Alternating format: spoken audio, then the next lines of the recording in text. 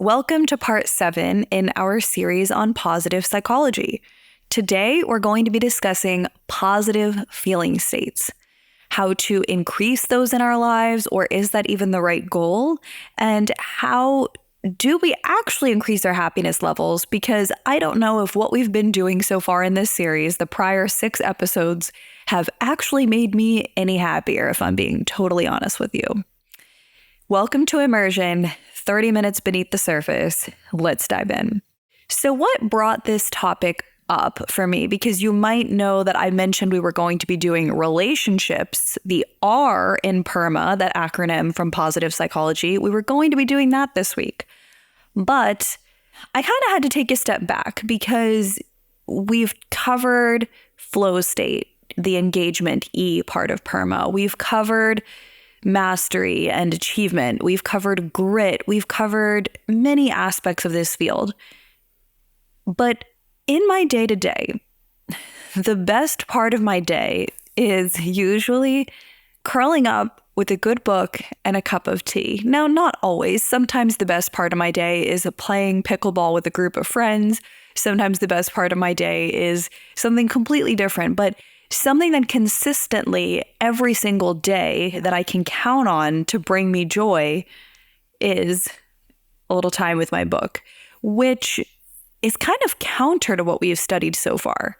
We realize a lot of this field has to do with these lofty human ideals. Again, like resilience, which we covered in relation to grit, like these things that we admire in other humans and we want to cultivate in ourselves, which brings up this aspect of positive psychology that confuses a lot of people. We covered this in part 1, but I think it's easy to forget, and I myself forgot as I was going through this series. Positive psychology is not necessarily about being happier, particularly not always being happy. It's about increasing well-being, which is why Martin Seligman, who is considered by many to be the father of positive psychology, called his book Flourish, because it's about human flourishing. A synonym for that is, of course, to thrive. And what does that mean? To be suited for many different environments. And that has nothing to do with being happy or joyous, particularly not all the time. But at the same time, positive psychology is about amplifying what's going well for humans. And part of that is feeling good and emotions such as joy, which is where the P in Perma, the positive emotions part, does come in. It is part of a flourishing life, even if it's one of maybe 9 parts we'll focus on. We can't neglect it. Otherwise, we just stay at that bird's eye view, the lofty human ideal aspect, and we miss out on what makes us feel the most alive moment to moment, these things that bring us pleasure and joy. Because so much of positive psychology is about aspects of success, you could bring the achievement part into that, you could bring the grit part into that, flow states even connected to that. So things that have to do with your goals, that all has some connection to the idea of success. And does success make us happier? We'll be unpacking that. And also this idea that is central in positive psychology called Broaden-and-Build Theory. And that's the connecting glue here. And the reason why I wasn't understanding the connection between all of these topics in positive psychology and feeling positive emotions. Like, how do those things connect? I'll go ahead and explain that theory for you here because it'll help make a lot of this make sense. It is the idea that when we feel positive emotions, in particular, the first time they studied this, they looked at interest, love, joy, and contentment. Later, they expanded it to more positive feeling states. And when I say they, the person that first researched this was Dr. Barbara Fredrickson. This idea is that when we feel certain emotions, such as interest, love, joy, contentment, we're then more open. We play, explore, connect with others more effectively.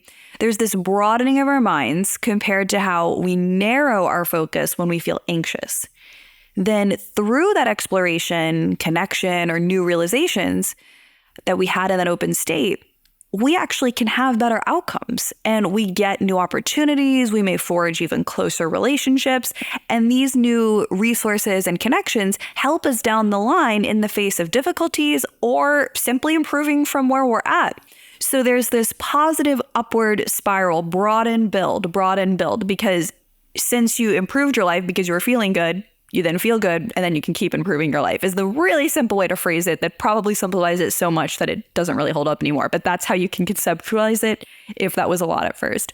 So an example of this could be someone is in a positive feeling state. Let's not even analyze why. They're feeling a lot of joy and contentment in their life. They have this openness. So then maybe they decide to read about something new.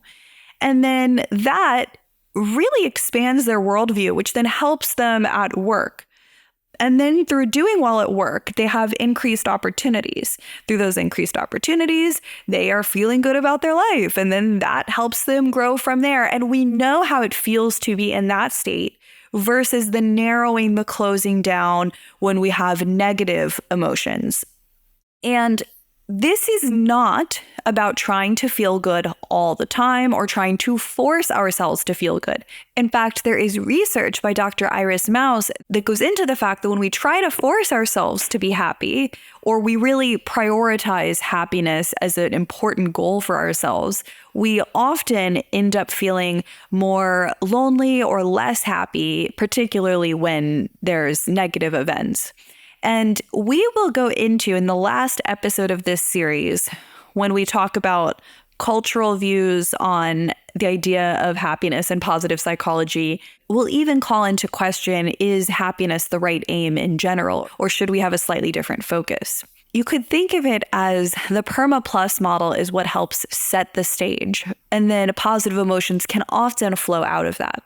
If you work on having healthy relationships, pouring into your physical health, pouring into your work and mastery of craft, like we talked about in the last episode, if you're doing a lot of the different things that can set the stage for happiness, it's essentially like a butterfly or a flower.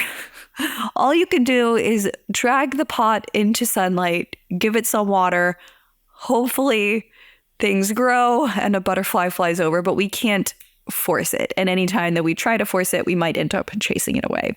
Later in the episode, we'll also unpack pleasure or positive feelings for their own sake.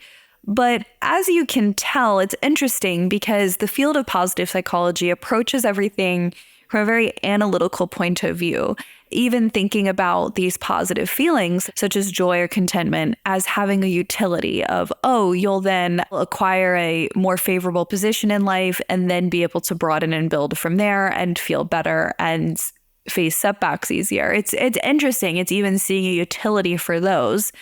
So we'll cover a little bit later emotions for their own sake, but let's discuss the most common positive emotions that are studied within positive psychology.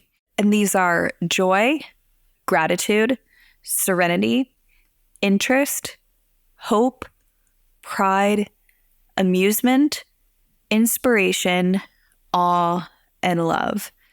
I find this interesting. I saw a couple times that love is considered the aggregate of these other emotions, and I never thought of it that way. But then if I try to refute that in my head or question it, I can't. So I guess it makes sense. Like when there's love, you're feeling interest, you're feeling gratitude, you're feeling hope, you're feeling joy. It's that's an interesting way to think about it. And of course, love would be all forms of love. That could be an interesting episode sometime, is the different types of love, because that's something that's covered quite a bit in areas like philosophy. Yeah, I think it can be interesting to even just ponder this list, because there might be some positive emotions from this list that come easier to you or that are sort of a strength of sort. Maybe you have a lot of interest. You get curious very quickly. You're very often lured towards exploration. Or maybe you're someone that feels gratitude very readily. You constantly take in the positive things in your life and appreciate them. And something that positive psychology really recommends is doubling down on what you're good at instead of focusing on what doesn't come as easily to you. Some of these are what is called character strengths, which I've talked about a couple times on this podcast. So if you haven't taken that yet, I'll link it down below. You can go to the VIA Institute's Character Strength website and take that. It can help you realize what are the things you're very good at already that are strengths in your character that you can help mobilize regularly and double down on them. Broaden-and-Build now encapsulates these additional positive emotions. So any positive emotion that makes you feel safe and open to exploration, all of that would help with this theory that we talked about earlier. Now, let's pull apart that other question. Does success lead to happiness? I think that's essentially what this other question is helping to answer, is that it's more of a cycle. I used to feel that culture talked way too much about if you're successful, you'll then be happy. And I thought that was looking at the question upside down. I always felt that people that felt fulfilled in their lives and happy had an easier time doubling down and dedicating themselves to something compared to people that are feeling stuck for some reason, feeling unhappy in their lives, feeling that maybe their health isn't in a good place. Like, I feel like when you're not feeling good, it's hard to work hard on your goals. So I always thought happiness in a way came before success. And what the Broaden-and-Build theory helps with understanding is that it's not one or the other. And by the way, if you look for it, if you Google either one, I'm sure you could find the opposite. Like, I think that there's been TED Talks or books about happiness leads to success, or there's other videos and stuff about success leads to happiness. So it's like, if you want to find an answer, you can find one. But I think that the more complete answer is that it is an upward cycle. And the Broaden-and-Build theory helps support that. And so in this episode, we've been pulling apart that Perma acronym and trying to almost separate the P, the positive emotions, from these other things, the engagement, the relationships, the meaning, all these other things that are a bit more lofty or abstract, and asking, how do these create positive emotions? But one thing to understand is that I don't think we can really separate these letters of the acronym like a checklist or view them as completely separate. Because, for instance, if you're playing sports with your friends or playing music with your friends, if you're doing something like that, you're probably getting some engagement or flow state, E. You're also probably getting community relationships, R. You might hit a difficult point where you have to push through and master a certain skill, which would go into the A, achievement, or the plus part, which has grit and resilience in it. So we can't treat these like a checklist for a couple of reasons. For one reason, because again, they're not separate, they're a bit more integrated than that, but also it's not a checklist. And if we treat it like one, if we try to like we talked about, optimize or force happiness and think, oh, I need to be doing all of these things, we, in a sense, squish it. And what I think is a bit more practical is to optimize for one of two things. Because again, it's hard to hold. If we count the plus parts of Perma Plus, then it's about 9 things to keep in mind. What I would do is one of two things. Either find the aspects that you think help you the most. For me, that's health, relationships, basic needs met, and then having like a goal that I feel that contributes, that I care about. That's 4 things. So those are the 4 that make me feel best. And even within those, I don't have to necessarily optimize every aspect. Gut health, like we talked about in the physical health as it relates to positive psychology episode, gut health is so important for mental health. So if I optimize for my gut health, and as far as relationships, if I pour into the most important relationships to me, those people, I feel really good. And by basic needs met, I just mean, do I have the right amount of money coming in compared to coming out? Do I have a clean home to go home to at the end of the day where I feel it's relatively cozy and stable? And then lastly, do I pour into a career that matters to me? If I have those things set, I can feel as though I am flourishing. Now, of course, we're not looking at these in a vacuum, and I get into flow state sometimes working on this. I just mean that it's too hard to try to think about, am I working on my grit? Am I in flow state enough? And am I feeling positive emotions enough? It's like too much to try to keep track of. Another thing you could do, other than thinking of what are the levers that help you the most, is finding if there's maybe a certain weak point that you've been neglecting. If you've been really pouring into your health and your relationships, and you haven't been pouring into a goal that really matters to you, that you feel you want to work on mastering and would contribute in a certain way, maybe that's the one to start working on. Or if you've been really prioritizing work and haven't made time for relationships, maybe you go that way. So it could also be finding the chink in the armor.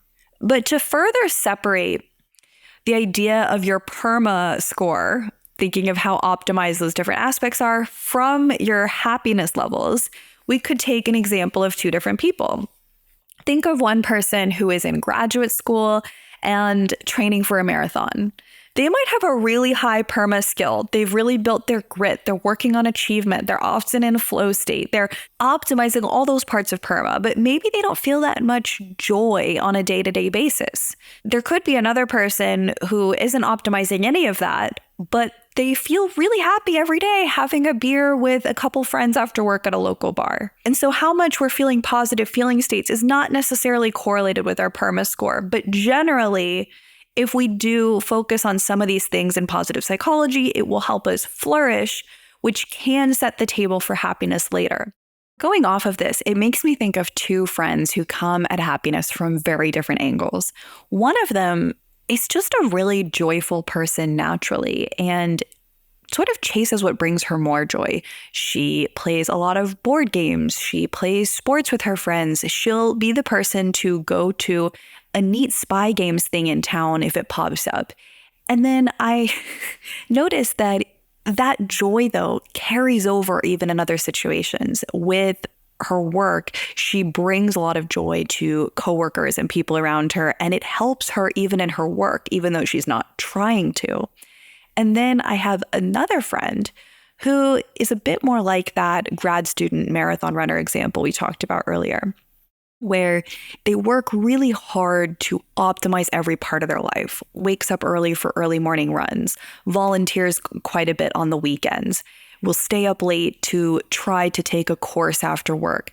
And they will often take a step back and realize, wow, I'm really happy in my life, even though they're not going after that emotion per se. It is just an outflow of these different areas of their life feeling set up in a good way. And this also goes back to the idea of leaning on what we're good at from earlier and working with our natural tendencies. And going off of the idea of not trying to force happiness, I think that despite in our first episode in this series, I believe I also went into the fact that it's not about always feeling happy. Sometimes to help introduce people to this series quickly and get into the material, I might say, welcome to our series on positive psychology and the study of happiness.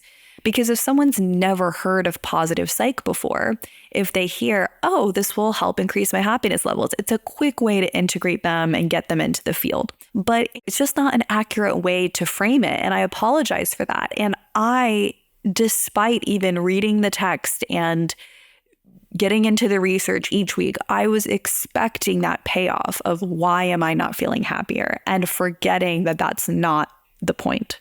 We're just setting the table. We're just moving the pot to sunlight. Whatever happens from there happens. And there's a bit of a savoring paradox where, like we were talking about, if we try to force positive emotions, they can evade us.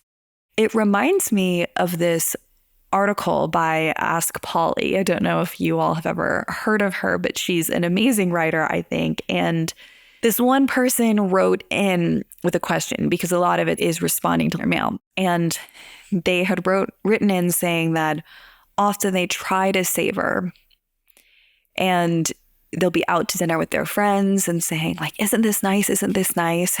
And trying to savor the moment. But then her and Polly were talking about the idea that squanders it in a way.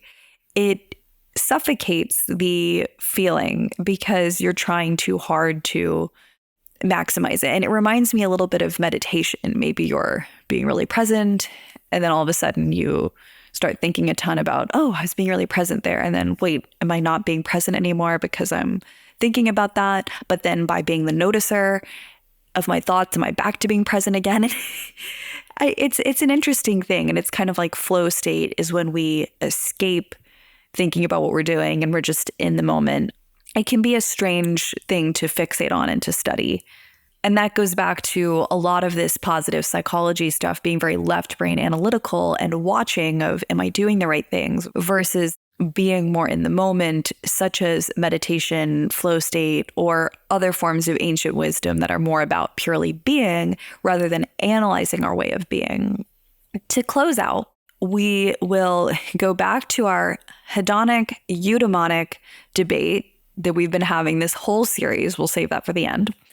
And let's also talk about a quick tip in case you want something a little practical from this, because this one has been a bit more taking a pause in this series and actually asking, are we moving towards where we want to go? Do we have the right expectations? But if you want something really tangible to latch onto after this, gratitude.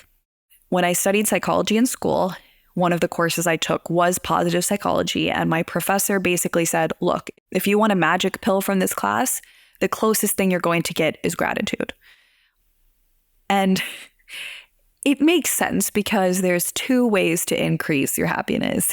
One is to get everything you want, and the other way is to want what you already have or change what you want. So of course, that's going to be a faster approach and arguably a more effective approach. It doesn't mean you don't have goals or you don't pursue them, but we know the treadmill effect of constantly wanting something new as soon as we get what we were after before. So gratitude completely reframes things. And going back to reframes and mindsets, this series does keep bringing up the idea of CBT, which is about framing. And this can get a bad rap. I think this is where people can think of trying to force a positive mindset, but it can be such a powerful tool. I think it can be very difficult, particularly if it feels forced upon you.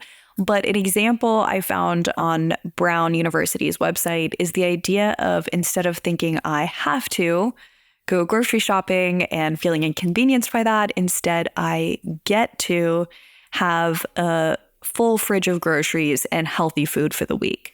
So there's a whole episode we could probably do on that, but this does connect positive emotions, which is what this episode is about, to the idea of CBT, which we've been covering, and how our thoughts can change how we're feeling and give us more of these positive emotion states. And gratitude is a very direct line to start to do that.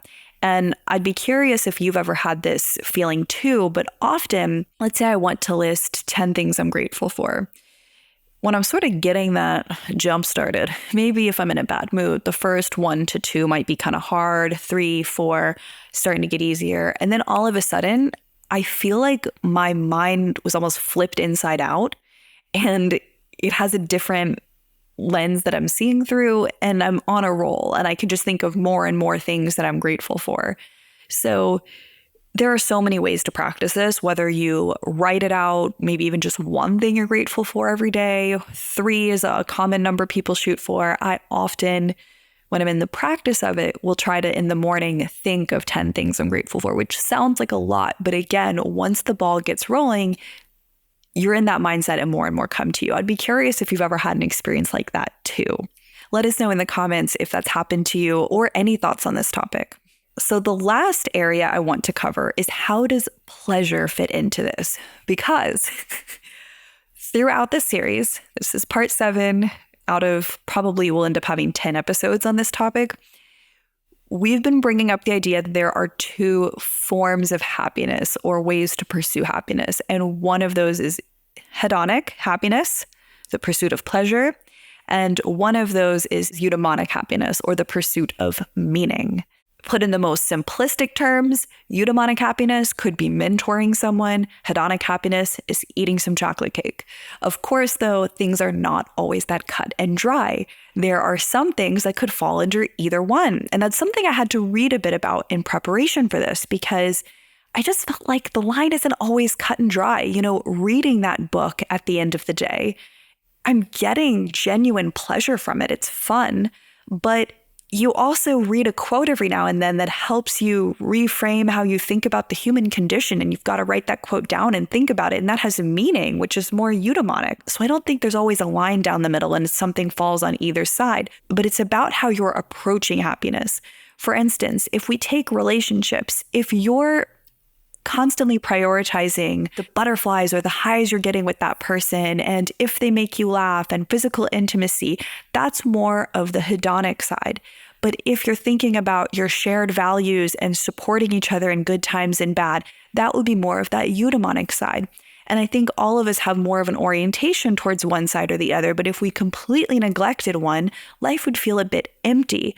And throughout this series, we've been leaning on eudaimonic happiness because, of course, mastery of your craft, learning resilience, a lot of that is about meaning. And we haven't even gotten to the meaning episode yet. But this episode, let's acknowledge that there is some joy in simple pleasures, in these things that bring us positive emotions in our day-to-day. And if we didn't have a little bit of tea and cookies before bed, with a little bit of comedy curled up on the couch with a dog or a loved one, life just wouldn't be as fun. And if we completely deny ourselves pleasures, whether it's that or something else that you enjoy, it can turn into a form of self-denial. And it really is all about what you care about. There are some people that truly find a lot of fulfillment and meaning in living a more stoic life. So I'm not at all trying to push people the other way, because if you look into the research or what most scholars and philosophers say, eudaimonic happiness is really talked up. I guess I'm just saying here that if I'm speaking from my experience, I can put that on a pedestal so much that I forget about how much joy I get from the little things, like a walk in sunlight at lunchtime. And that is caring for my health, which also has meaning. So again, just because I'm getting pleasure from it doesn't mean that it's pure hedonism. And what we want to look out for, the trap we want to watch out for, is the hedonic treadmill, which is this idea of chasing more and more pleasure to achieve the same level of happiness, which in a way sounds a lot like addiction. And I would like to do a whole separate episode purely on hedonic versus eudaimonic happiness, because it's come up in every episode in this series, and I think there's a lot more we could even cover. And so if you want a practical question you can ask yourself to see if you're leaning too far on the hedonic side, you can just ask, and I need to ask myself this too often, is how do you feel after?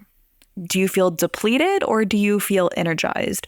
Do you feel like you were trying to escape your problems, or do you feel like it was restorative? So being with yourself in the moment when possible, but absolutely after, particularly after snapping out of the fog if we were numbing out.